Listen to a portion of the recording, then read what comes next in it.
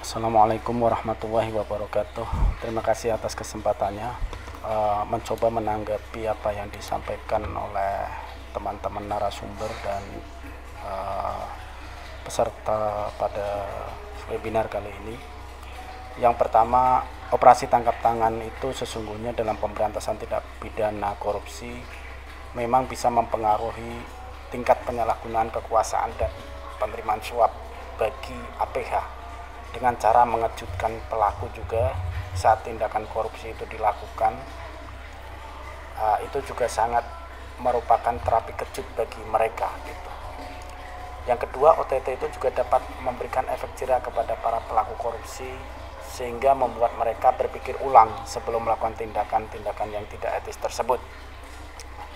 Dalam banyak kasus, pelaksanaan OTT telah terbukti menjadi alat yang efektif dalam menekan tingkat korupsi, juga dalam rangka juga memperkuat penegakan hukum. Di sini dari segi norma hukum pidana internasional, pemberantasan korupsi juga termasuk dalam prioritas global dan telah diakui sebagai ancaman serius terhadap pemerintahan yang baik, pembangunan berkelanjutan, dan tentu hak asasi manusia. Berbagai konvensi internasional seperti konvensi PBB anti korupsi UNCIC memberikan dasar hukum memang bagi pemberantasan tindak pidana korupsi ini, termasuk penegakan hukum yang harus tegas terhadap pelaku korupsi ini, termasuk melalui metode yang tadi disampaikan seperti OTT, memang untuk mencapai tujuan transparansi dan akuntabilitas dan keadilan. Tanggapan dari saya tentu mungkin akan lain daripada tanggapan pakar hukum. Biasanya beragam memang, tergantung pada konteks atau implementasi serta efektivitas pelaksanaan OTT tersebut. Dalam setiap kasus korupsi di dalam OTT tersebut, beberapa profesor atau guru besar, dosen ataupun akademisi, ahli atau praktisi hukum mungkin mendukung juga menggunakan metode OTT sebagai salah satu alat atau instrumen yang penting dalam pemberantasan korupsi. Sementara yang lain mungkin memiliki pandangan kritis terhadap beberapa aspek seperti saya ini dalam pelaksanaan OTT, seperti rawan terjadi pelanggaran hak asasi manusia, bahkan kurang koordinasi yang baik di antara lembaga-lembaga penegakan hukum yang lainnya. Sekali lagi, dalam konteks hukum pidana internasional juga penting untuk memastikan bahwa pelaksanaan OTT tetap sesuai dengan prinsip-prinsip. Yang pertama, keadilan. Itu harus ditegakkan. Prinsip-prinsip ini adalah dasar daripada APH melakukan OTT. Proporsionalitas benar-benar harus ditimbang. Perlindungan hak asasi manusia juga harus diperhatikan di situ. Serta kemungkinan tidak disalahgunakan untuk tujuan politik maupun untuk kepentingan pribadi APH atau institusi. Evaluasi dan perbaikan kita idealnya itu terus-menerus dilakukan terhadap metode pemberantasan korupsi seperti OTT ini.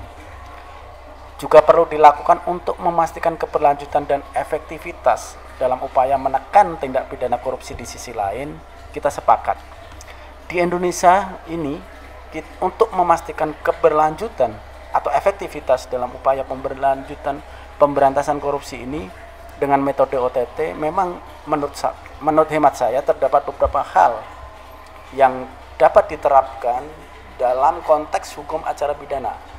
Kita bicara hukum penegakan hukum materialnya, yaitu KUHAP, yaitu bagaimana hukum acara ini menekankan pada prinsip-prinsip equality before the law, artinya persamaan di mata hukum.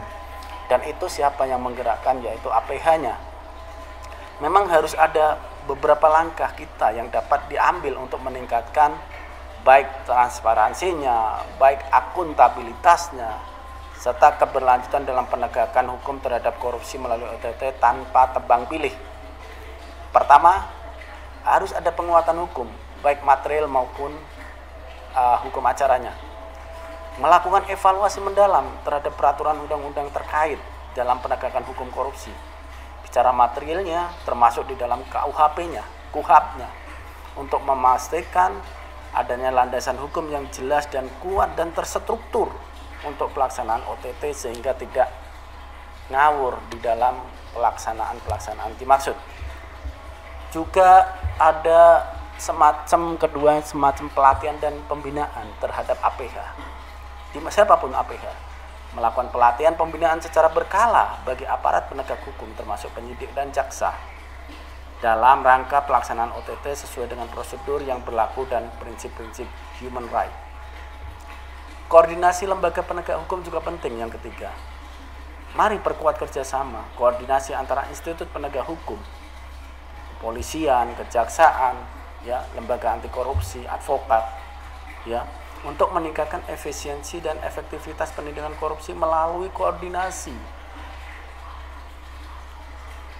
Yang keempat tentu ada monitoring dan evaluasi. Melakukan monitoring terus-menerus, evaluasi terus-menerus, bahkan secara berkala terhadap pelaksanaan OTT ini yang makin masif, termasuk dalam hal pelanggaran hak asasi manusianya, ketepatan prosedur hukum di dalam acara KUHAP, dan efektivitas dalam pemberantasan korupsi secara material, itu juga harus terpenuhi unsur-unsur baik subjektif maupun objektivitasnya.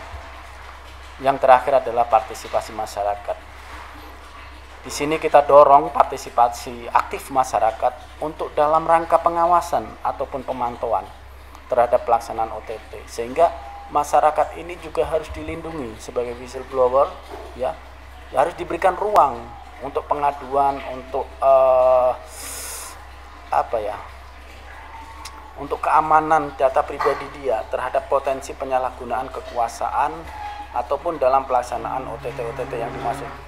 Dengan kiranya dengan menerapkan langkah-langkah tersebut dalam konteks hukum acara pidana Indonesia, kita maka mengharapkan upaya pemberantasan korupsi melalui metode OTT ini dapat berkurang dan juga semakin terkoordinasi, juga berlaku transparan, efektif.